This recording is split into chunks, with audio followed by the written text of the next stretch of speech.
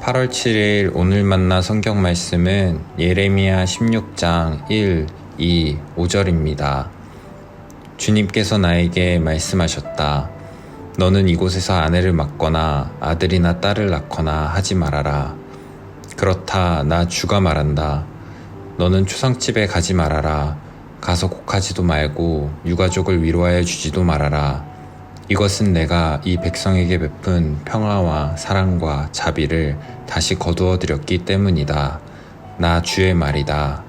아멘. 오늘 만나로 만나주시는 하나님을 기대합니다. 예언자는 하나님의 말씀을 받아 전하는 사람입니다. 대부분 목소리로 하나님의 말씀을 예언하지만 행동으로 하나님의 말씀을 전하기도 합니다. 이것을 예언자의 상징 행동이라 칭합니다. 하나님께서는 예레미야에게 3가지의 금지 명령을 하십니다. 첫째로 결혼하지 말라는 명령입니다. 둘째로 초상집에 들어가지 말라는 명령입니다. 셋째로 잔치집에 가지 말라는 명령입니다. 하나님께서 선지자 호세아에게는 음란한 여인 고멜과 결혼해 아이를 낳게 하심으로 이스라엘의 음란을 책망하고 심판을 선포하셨습니다. 반대로 예레미야에게는 독신을 명령하고 자녀를 낳지 말라고 말씀하셨습니다. 이 땅의 아이들이 병에 걸려 죽고 칼과 기근에 죽게 될 것이기 때문입니다. 자손이 끊긴다는 것은 가문의 단절을 의미하듯 예레미야의 상징 행동, 결혼하지 않고 자녀가 없는 삶은 유다의 완전한 멸망을 상징합니다. 하나님께서는 예레미야에게 초상집에 가서 애곡하지 말고 유가족을 위로하지 말라고 말씀하십니다. 이스라엘뿐 아니라 모든 민족에게 장례는 중요한 의식입니다.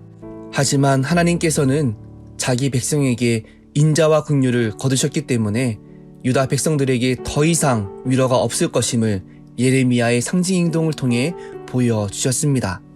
하나님께서는 예레미야에게 기쁨과 즐거움이 넘치는 잔치집에 가지 말라고 명령하십니다. 이는 앞으로 유다 백성들에게 어떠한 즐거움도 없을 것이라는 완전한 멸망을 상징합니다. 이렇게 하나님께서 유다 백성들을 향해 예언자의 상징 행동으로 말씀하실 때 이스라엘 백성들은 깨닫지 못하고 반문할 것입니다. 하나님께서 예레미야에게 이스라엘 백성들이 무엇 때문에 하나님께서 우리에게 무서운 재앙을 선포하시는가? 우리가 무슨 죄를 지었단 말인가? 라고 묻거든 이렇게 대답하라고 알려주십니다. 너희 조상들이 나를 버리고 다른 신들을 쫓아가서 그들을 섬기고 경배하며 나를 버리고 내 율법을 지키지 않았다. 그런데 너희는 너희 조상보다 더 악하다. 그러므로 내가 너희를 이 땅에서 쫓아내어 다시는 긍휼을 베풀지 않을 것이다.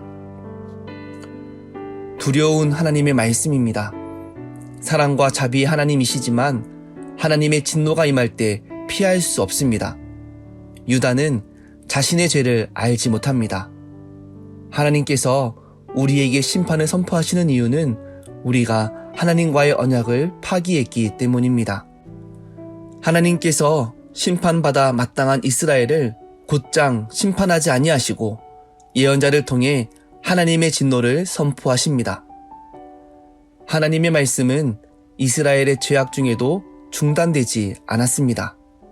우리의 삶에 하나님의 말씀이 사라지기 전에 우리의 삶을 되돌아보아야 합니다. 선포되는 말씀이 나와는 상관없는 소리가 아니라 나에게 말씀하시는 하나님의 사랑과 용서임을 깨닫고 하나님께로 나아가야 합니다. 하나님의 음성을 청종하여 부르심과 회개의 자리에 순종함으로 나아가는 하루 되시길 소망합니다. 기도하겠습니다.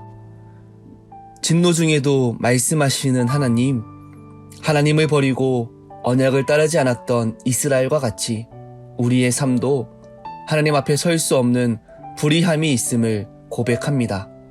우리에게 말씀을 들을 수 있는 영적인 귀를 열어주시고 하나님 앞에 엎드릴 수 있는 회개의 무릎을 허락하여 주옵소서. 예수님의 이름으로 기도합니다. 아멘. 이제 두 가지 기도 제목으로 기도하겠습니다. 첫째, 하나님 말씀에 반응할 수 있는 영적인 민감함을 허락하여 주옵소서. 세상의 가치관에 물들어지는 것이 아니라 날마다 말씀과 기도로 하나님께 향할 수 있는 은혜를 더하여 주옵소서. 둘째, 해외 선교를 위해 기도합니다. 선교사님들의 가정과 사역을 지켜주시고 하나님께서 주시는 기쁨을 잃지 않도록 인도하여 주옵소서. 자녀들의 마음과 영혼을 지켜주시고 학업 가운데에도 지혜와 은혜를 더하여 주옵소서. 이 제목으로 기도하신 후에 개인 기도하시겠습니다.